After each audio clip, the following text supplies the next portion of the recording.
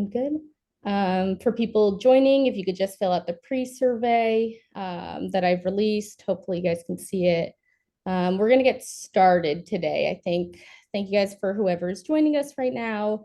Today's workshop is about setting expectations with PIs.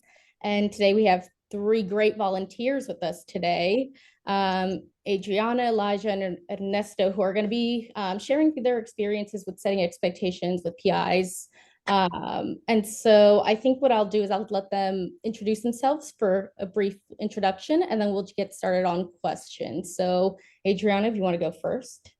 Hi, everybody. So nice to be here with you all. So as Daniela just mentioned, my name is Adriana Vélez, and I'm currently a first-year MD graduate student, but fourth-year MD PhD student in Dr. Berna Sossen's lab at Yale Graduate School.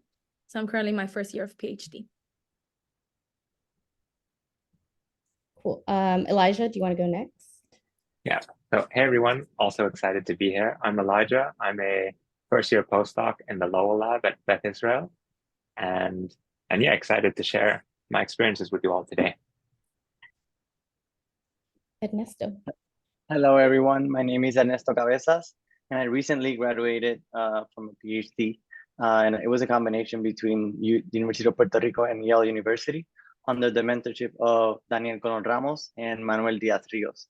And I'm excited to share with you my experience. Cool. Thank you, guys. So we did get a bunch of questions that were submitted before this workshop, so I think we'll touch on those. But for the people that are in the audience right now, if you have a question that we haven't touched on, or by the end of it that we haven't touched on, you want to know more about, please feel free to drop it in the chat. So the first question is, what qualities should one prioritize when selecting a PI? I guess that kind of goes with setting expectations, sort of. But Adriana, if you want to start us off. Yes, so that is a very broad question, but for me, because I think for every student, what they look for has to be different because it depends on the needs of the student. But for me, it was very important that my PI had a big focus on mentoring. So when looking for a lab, there's usually in the website a very specific thing, if they really care about mentoring, that they share about the things that they do for the student and how mentoring is a big aspect of their career.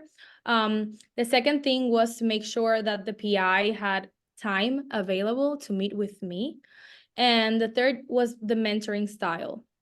So I think PIs have very different mentoring styles. So for example, I know I'm more of a hands-on type of student that prefers the PI to be really hands-on with me versus hands-off, but other people do better with hands-off PIs. So I think it would depend very much on the needs of the student. But for me, those three qualities of the PI, the mentoring is important for them, time availability, and their mentoring style. Elijah? So I'm gonna try and I think those are all fantastic ideas. What I would kind of stress is to choose the PI for who they are as a person and not to focus solely on the science. Because I think at the end of the day, if you're going to do a PhD, you're going to be interacting with this person daily, weekly, for years at a time. And then even after you're a PhD, you still need to go to them for a letter of recommendation, for advice. And so what I would really stress is to try and find someone that you think you can get along with, someone who's really going to support you, because your science and what you're doing, sometimes your experiments are going to go well, sometimes they're not. And you need someone who's going to support you and enable you to do good work, but someone who's also going to pick you up when things are not going so well. So I would also, really try to stress to look for how you can get along with the PI over the long term and to find someone who's really going to support you.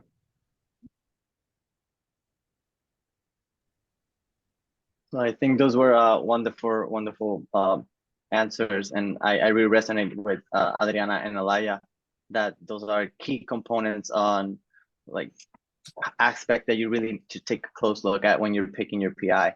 And I wanted to emphasize something that Adriana said, because I think is really important, and it really depends on the student, because we all work very differently. We all have different life work balances. We all work under different stress or pressure levels, and I think that will come in.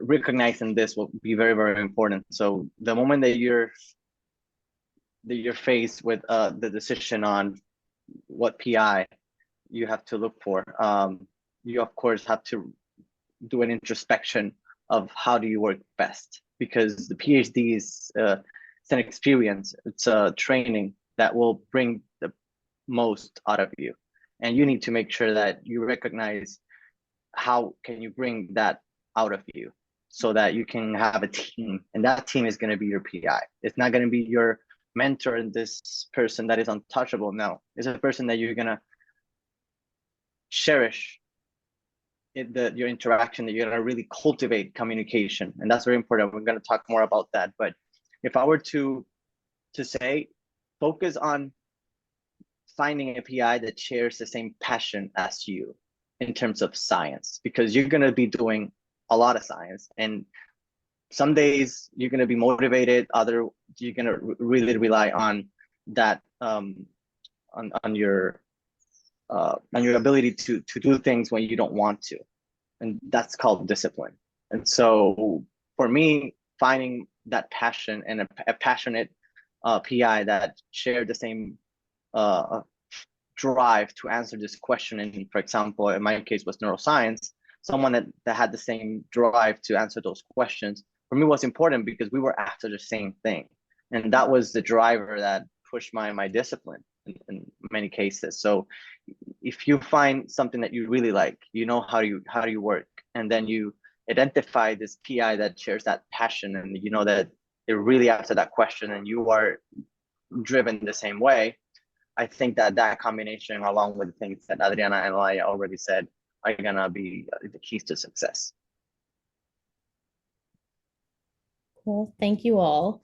Let's go on to the second question. So this one is there an optimal number of days for taking off time during the year, or taking time off during the year? We want to bring it back to Adriana. She's kind of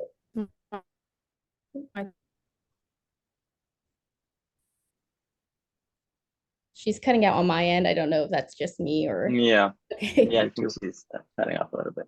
Can I jump in? Yeah. I hate it, but it's the same thing. Or each person, different time. Sorry, I don't know You're if cutting in and out a little bit here. You cut out. Can you start over? Yeah. Can you guys hear me well now? Yeah.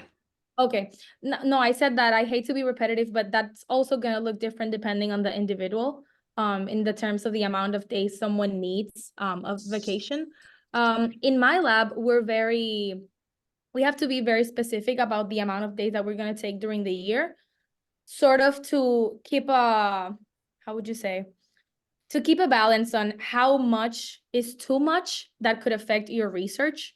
Because sometimes, yes, we do need time to recover, but it can affect our research in the end. So when I'm really needing, let's say, to go back to Puerto Rico, because right now I'm in Connecticut, I just have a conversation with my PI well prior and say, hey, I think I'm going to take this week. My experiments are well taken care of.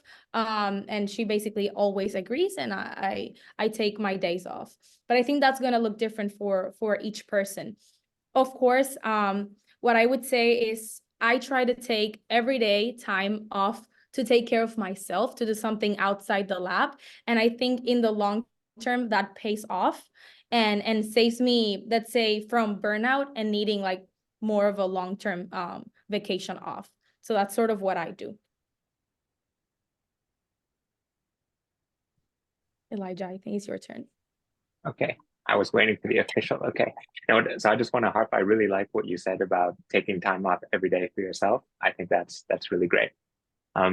So maybe I have a little bit different of a perspective. So I did my PhD in Germany, and in Germany, when you're a PhD student, you're an employee from the university or from that institute. And in Germany, statewide, you get more or less 6 weeks of paid holiday. And I was very big on taking all 6 of my weeks of holiday. And so my opinion is that you should take your maximum allowed amount of holiday. But also, like you mentioned, you have to take care of your responsibilities. So whenever I would go to visit my family in Argentina or to go back to the US, I would always say, look, here's everything that I've done. I've wrapped up everything. Nothing is going to be left high and dry while I'm gone. But also, I'm going to be gone for these 2 weeks.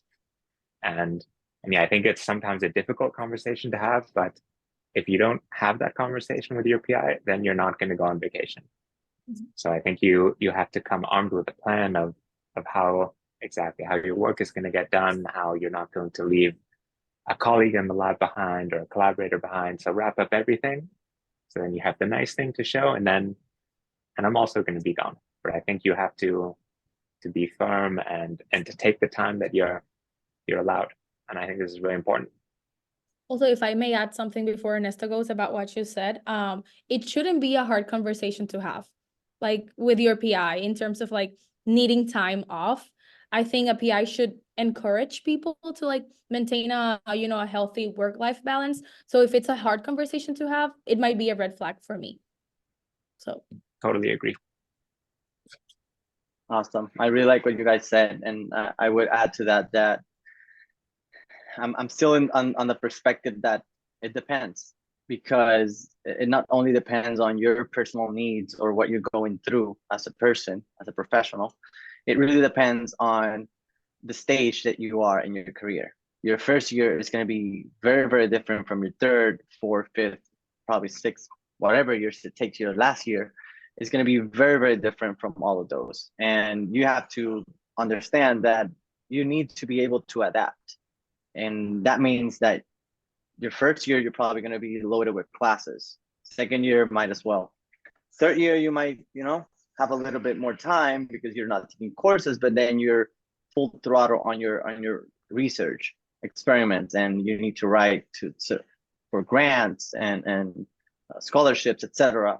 So you really need to be good at switching gears.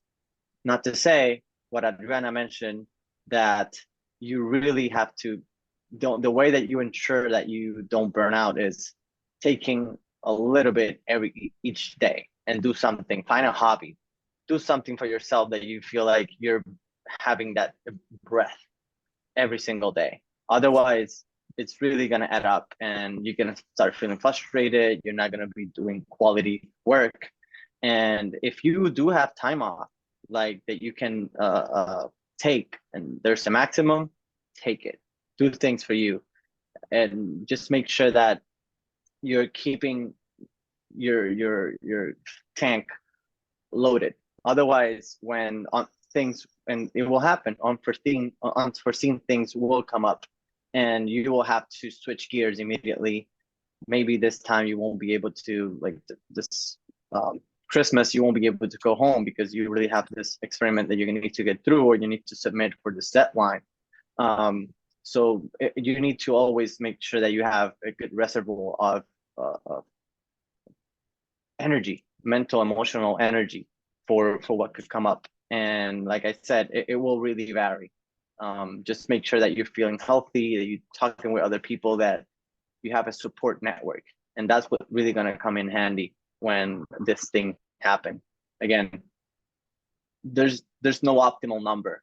It will really depend, and it's up to you to learn how to switch gears and make and do what your body needs, what your life needs, to make sure you're running.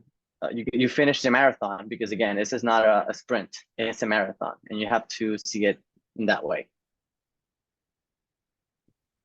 Thank you, guys. That was good responses. Let's go on to the next one.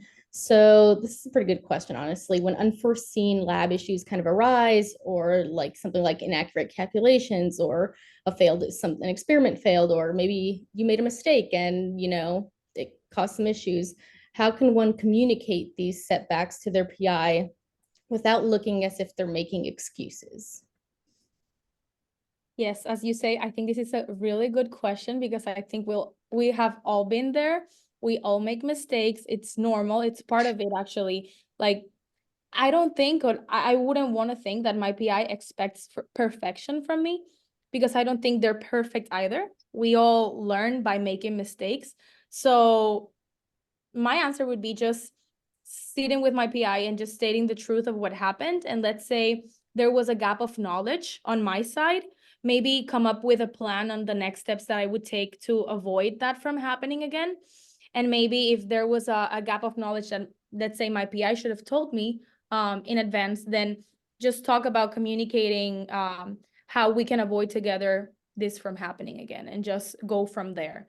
But I think, as in anything, just sitting down and stating the truth of what happened should be more than okay. Elijah? Yeah. So I think the number one thing is to do it as soon as you realize, right? Because I think if you don't, or you try and hide it, and it comes out later, I think that's going to be way worse. And I think what Adriana said is really fantastic advice, which is, like she said, right? Everyone makes a mistake, but what do you do after that mistake? So sit down, think about where you went wrong, how you can change to improve for the future. And I think any good PI is going to appreciate that way more than someone who's perfect. And I think, yeah, be honest and upfront about it and come up with a solution, and show that you're thinking about what you're doing and not just doing things without thinking. That's great advice, Alaya. I agree that you should really communicate that as soon as possible. I can't stress it enough. Communication between your PI is going to be everything. Some PIs are more approachable than others. You have to learn how to communicate that best, but it will depend on the PI. But if something is that hiding it will never do good. I think you should definitely keep a track of what's going on, and when these things happen, try to understand why it happened. If you have time that same day, try it again. And if it's an experiment that you just can't repeat immediately, write an email, write notes, and schedule a meeting with your PI to discuss what's happened. And maybe don't just wait for that meeting. Also reach out to your colleagues. There's definitely people in the lab that will be able to sit down with you. And sometimes, and it happened to me, just sitting with other lab mates and graduate students, even from other labs that have nothing to do, but can maybe understand. Just talking to them made me realize, oh wait, I can try this other thing, or I forgot this. And just go over it by yourself, go with other people, and definitely with your PI. And I think the important thing that I want to say here is that PhD is meant for trial and error. The PhD is where you make mistakes. And if you try to do a PhD without setbacks, without this failed experiments, you're going to get frustrated immediately, and you're just not going to perform. Just make peace with the idea that it's about making mistakes and finding the answer, how to solve it as quickly as possible. And the sooner you realize there's a problem, the sooner you communicate it and find a solution, the better PhD student you will be. That's just what it is. It's about solving problems the best and fastest possible way. Can I highlight something that Ernesto just said, which I find really, really nice? Yeah. So the point of, so when I was saying to find the solution to your mistake, I didn't mean to do it on your own. And I think Ernesto's comment of going to people in your lab, people that you trust, a more senior grad student, a contemporary, someone who just started, a postdoc, whoever, someone who you can trust to use as a soundboard. I think this is a fantastic idea of how you can come up with a solution before you take it to your PI. And you definitely do not need to have all the answers. You do not need to do it on your own. It really takes a village. And if you can use the village, the people around you, yeah, I think this is really going to help you in the long run. I think this was a great point. Those were all really good responses. I honestly wish I would have had this. Somebody told me this years ago when I worked as a lab manager, and I ruined an entire 2-month experiment by forgetting to give a cohort of 16 rats the correct injection. I had just started the job and nobody like, and so, you make mistakes. Maybe not as serious as that one, My PI was cool about it, weirdly, but God, I wish I had that advice. I want to comment something on what you just said, because sometimes, like you just said, oh, it's not, maybe we make mistakes not as big as this one, but in the moment, like any mistake, even little, seems like huge. Yeah, literally. That's another thing. When you talk to other people and say like, hey, this happened, you might notice that it happened to many other people before you. So if you talk it out, you can probably relax and everything is going to be okay in the end. That is true, honestly. Wish I had that advice years ago. Yeah. So Yeah, just try not to make the same mistake twice. That's a rule of thumb. Learn from your mistake as quick as possible and keep it going. That's really what it is. I never made it again, I will say. I don't even work with rats anymore, and it's in my head. I'll never make that mistake again. But let's move on to the next question. I think this is also a really good question. If a PI's expectations seem unattainable, how can students address this with them? So, Adriana, if you want to kick us off again? Yes. So I think this happens often, and it's just because, right, many times PIs are not the ones doing the experiment. So they kind of lose the perspective of what it takes and the time it takes to maybe do something. So my advice would be just to be up forward and just, rather than continuing what the PI is asking you to do, if you're uncomfortable with the amount of work, let's say, it entails, just be upfront with the PI and say, hey, I think this is too much and it's not doable for me. Here's my plan on how to achieve the thing that we want and we have in common, the goal, but in terms that I'm more comfortable with doing. So I think just be upfront and say what's attainable for you and what's not attainable for you. And in most case scenarios, they will understand, and something can be done, plans can be rearranged. That would be my advice. Yeah, so I think maybe part of the job description of being a PI is to have unrealistic expectations and to dream big and to, you can get this experiment done very fast. This will be a short revision. This paper will take 6 months tops. I've heard all of these things. None of them are true. But yeah, I think basically a lot of these questions can be answered with communication. So yeah, not to go into it too much, but I think another thing I would do that I saw myself and some of my other PhD students do is that they set unrealistic expectations for themselves, right? And I think this is also a big thing, that you also have to be, as Ernesto mentioned earlier, have introspection and to know yourself what's possible. I know with my wife and my family, I always text her, oh, I'm leaving at 5. And then it's 5:45 and I'm still in the lab. And so I think you also need to have this conversation within yourself. And I've still not learned how to communicate with myself, but working on it. I resonate with that a lot, Elia. Time management is, it's a thing. It's a thing in graduate school because you're faced with these deadlines and you have to do things by a certain day, and sometimes you just you get caught up in all these things that you have to do, and you even just forget what day it is sometimes. Like in my case, I forgot when the weekend started. Like for me, it was Sunday, Saturday, and Sundays in the lab, and at some point I just really forgot when was Monday. Like Monday didn't felt like a Monday; it just felt like a continuation. So I think to add to your answers,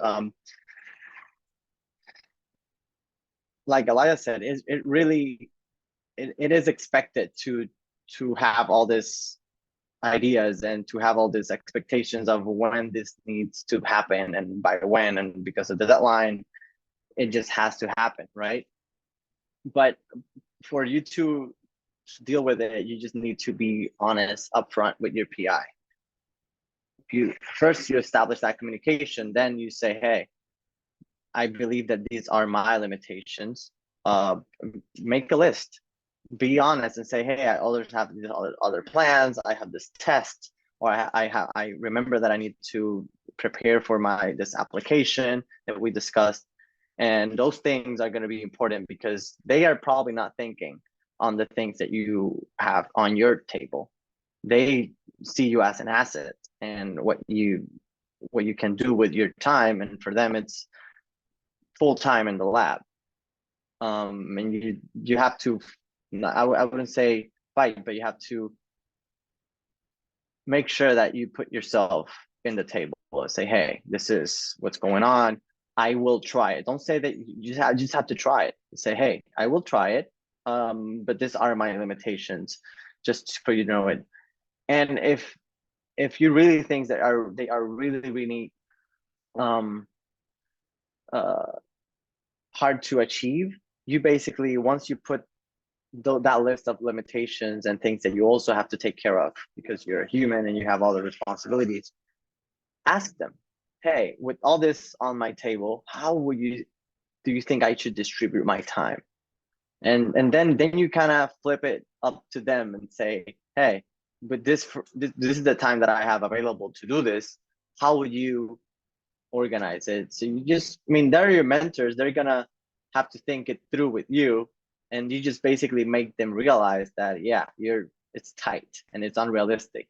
So you don't come to them and say, hey, this is not realistic. You bring the facts of the situation and you make them and see that for themselves. And maybe they say, oh, then maybe you're right. I think it's gonna be a little tight. But you have to bring it up front. Don't. I made that mistake sometimes. I have to admit, I was very optimistic, and last minute I was like, it's not gonna happen. And that was one of my biggest mistakes in grad school. Like, I thought I was gonna be able to do it. I didn't communicate it on time. And when it goes to the deadline, it was like, I don't think it's gonna happen. And my PI was probably like, well, you should have communicated that earlier, because if that was the case, I could distribute some resources for you. For example, have this undergraduate student help you. I could have helped you myself, or things can move around sometimes. So I think communication is essential, and again, try to bring them to your perspective of things and ask them how will they do it, how will they distribute the experiments over the week and stuff. And then after you make a plan, try to execute it and do your best.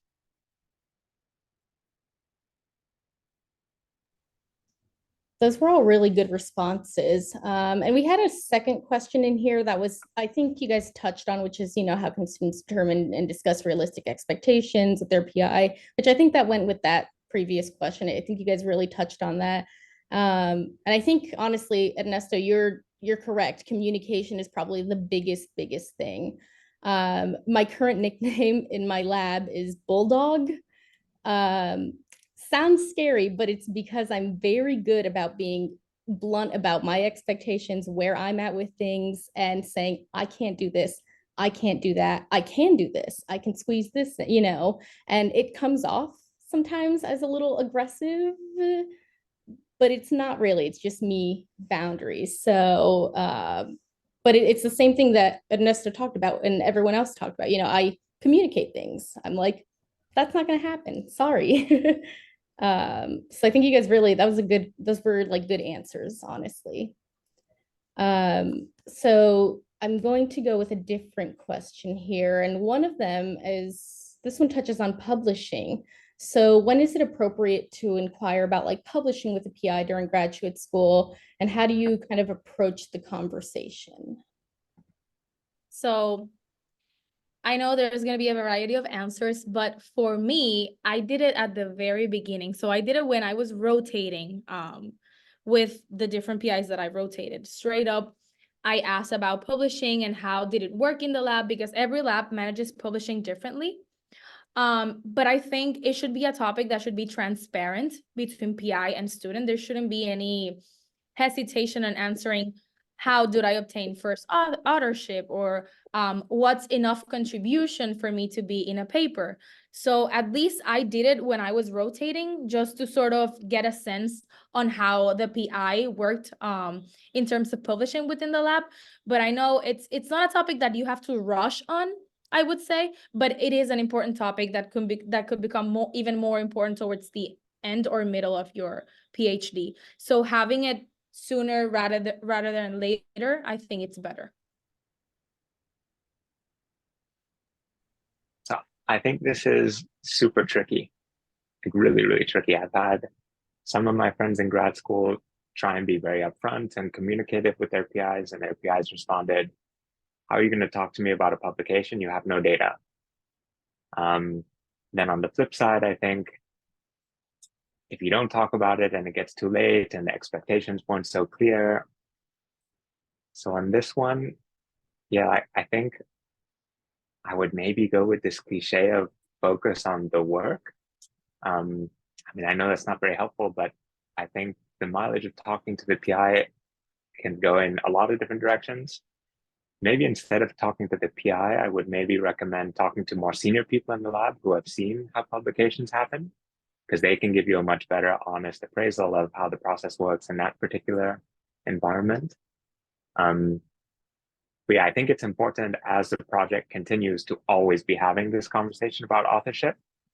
But I think to have it very early might be a little premature. And yeah, I don't know, I think talking to more senior people in the lab, you could get a good idea throughout the project, always be talking about it. Things can always change, always be voicing your opinion on how things are going. And yeah, again, I think throughout all these things, just communication is key.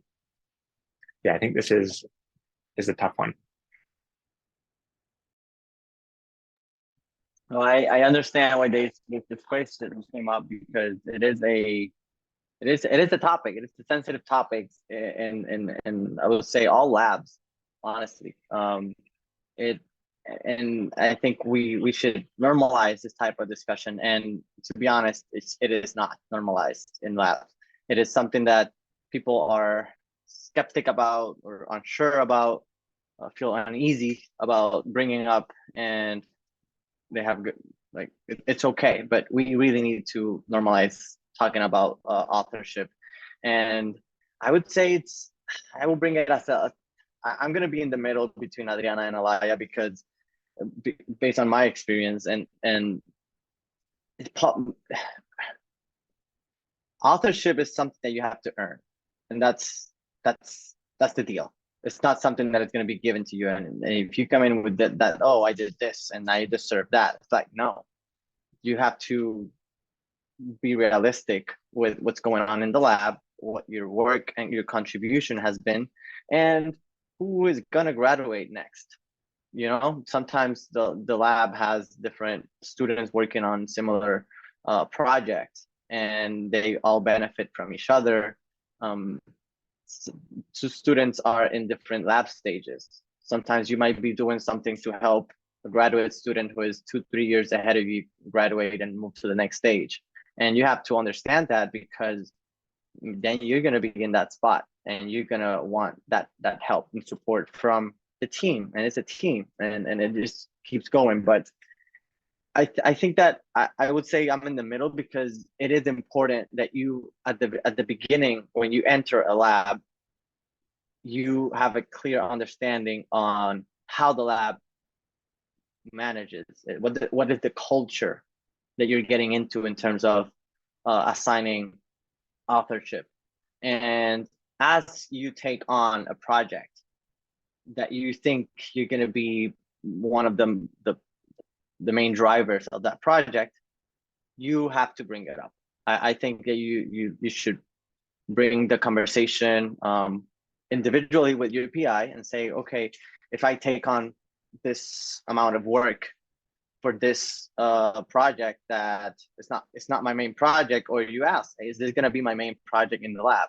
Am I going to be the main driver of this project?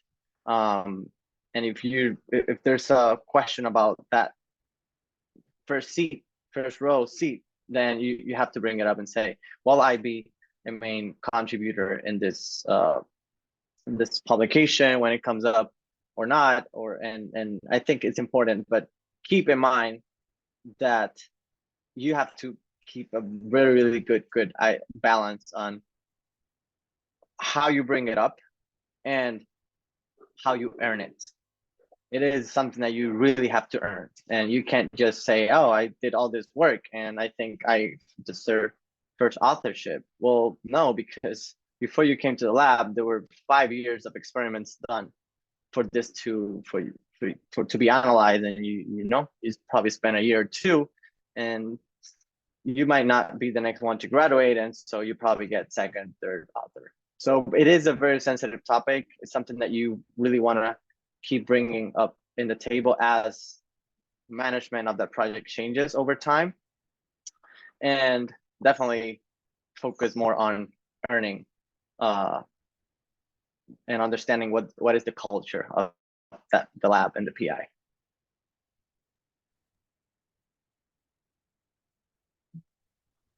Well, thank you guys. Those are also really good responses. I think authorship is definitely an important aspect there. Let's see. So I have one final question that is predetermined here that was submitted. So for the mentees that are on, if you have any more, please feel free to drop it in the chat. Any last minute things about what we've talked about, whatever, either directly to me or to the whole chat, whatever you want, whatever you're comfortable with. This last question, I think this differs for everyone. So I'm kind of interested to see how all of you do it differently. So the question is, what's the best way to effectively communicate one's needs to an advisor? And I think there's different approaches. For me, I'm very blunt. I'll go in and say, hey, I am straight up not doing good. I'm pretty blunt about where it is, but I know people do it differently. So I am curious to see how you guys yourselves communicate your needs to your advisor. So Adriana, if you want to start us off and just kind of share how you communicate. Yeah. Yes, I think I'm very similar to you in that sense. I usually have bi-weekly meetings with my PI where we get sort of the chance to let her know how we're doing and what are our needs and what are we lacking and how are we feeling with our research.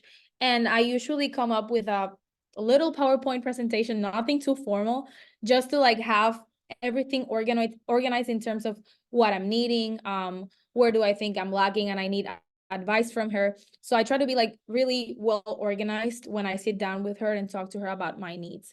So I think just using that time that you have with your PI on that one-on-one to really in an organized manner, tell them how you feel and what are your needs is the best way to communicate. And also to not let things accumulate and then have so many things on your shoulder that sort of when you sit down to talk to your PI, it's more of a blur of things that you just had in your mind for so much time. So always telling them how you feel and where they can come in and help you. It's better than just letting things accumulate and then at the end it'll be too late. Yeah, so I think your last point was really great. So when I'm talking a lot about communication, sure, it's great to go when things are really bad and express that, but it's even better if, as Adriana said, you communicate constantly, right? So you're always updating them. In my personal experience, I, from very early on, built a really big and really tight support group around myself. And I didn't rely on my PI so much. So I was really fortunate in that in all of the labs I've been in, they had really, really great senior postdocs. And so I worked very closely with a senior postdoc when I first started grad school, and I talked to him daily, and he was my sounding board. And so I think you can basically find your people, right? And that can be your PI, but in my case, it was a senior postdoc.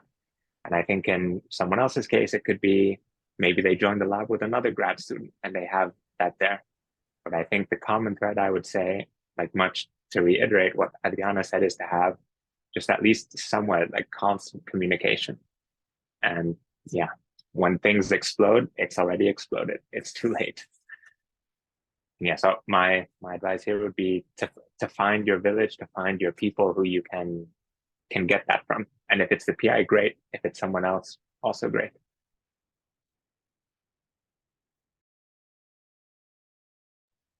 I love those answers, Adriana. You said something very important, which is how the value, the incalculable, infinite value of one-on-ones. I think that was what saved my PhD and my communication, my relationship with my PI. I had a rough patch, and towards the end, I had a lot of personal things going on. I had a baby, and I was really stressed over wrapping up my PhD. And I got so caught up in my world and trying to just keep push every day that I forgot to communicate those needs or what was going on with my PI. I just wanted to deliver that perfect draft or that perfect experiment result. And I just forgot that I needed that one-on-one, because I was like, no, I just forgot about all this needs, and I'm just gonna deliver. And when that happens, like you said, things accumulate. And when you can't keep up with the pace or something unforeseen happens, but why didn't you tell me this before? So that's the importance of those one-on-ones. Like sometimes you will communicate something that's going on, sometimes nothing is going on, and you just cruise control with your experiment, right? But those are also important updates. Say, hey, everything is fine, nothing has changed personally or professionally. So I think I can tackle this next challenge. And I would say that I would divide those needs into two main categories. One, technical needs, and the other will be professional/personal. So if I were to advise something in terms of the first one, the technical needs for experiments, etc., use emails. Those are going to really help you in terms of following up what needs to be done, writing it down. Technical needs for your experiments or deadlines, etc., write them down, make them an email. Professional, make sure you bring them up. Like Adriana said, make a slide, just a little slide at the end. Hey, this is a little update on what's going on in my life. If you feel comfortable sharing it with it, of course, you need to develop that, get there, but bring it up. Everything is good. No, this has happened. So just expect that I will have more time need to be, and to solve this personal issue. But communication on one-on-ones is, I would say, something that it's going to be your life jacket. and if you use it responsibly and don't abuse of like, hey, this is going on, I can't do experiments, just be honest, and be upfront with what's going on. I think that you are going to be able to excel in your responsibilities as a professional, and of course keep on a tight leash your personal life and what needs to be done. But technical issues, make sure you write those on an email, and because things are forgotten. If you bring it up on a conversation and you did not write minutes at the end, it will get lost, and then it's gonna, if they don't remember, it's like you never said it. So I would say make sure you write those down. Cool. Thank you guys. I actually, on top of that, one thing I'll share is that for my meetings with my PI, I create an agenda, and sometimes depending on what it is and what we discussed, I will, because I take notes during it, I'll follow up with notes about what I'm doing next. And that's also helpful because sometimes communicate, even with you think you're communicating clearly, sometimes you're not. So sometimes I'm like, what did you exactly want me to do? Because I'm confused now.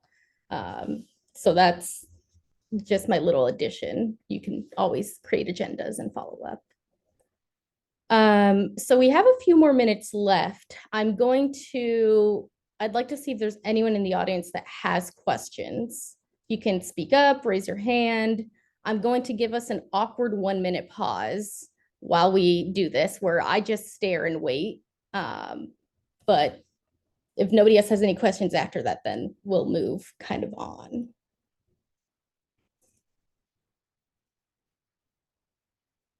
I can.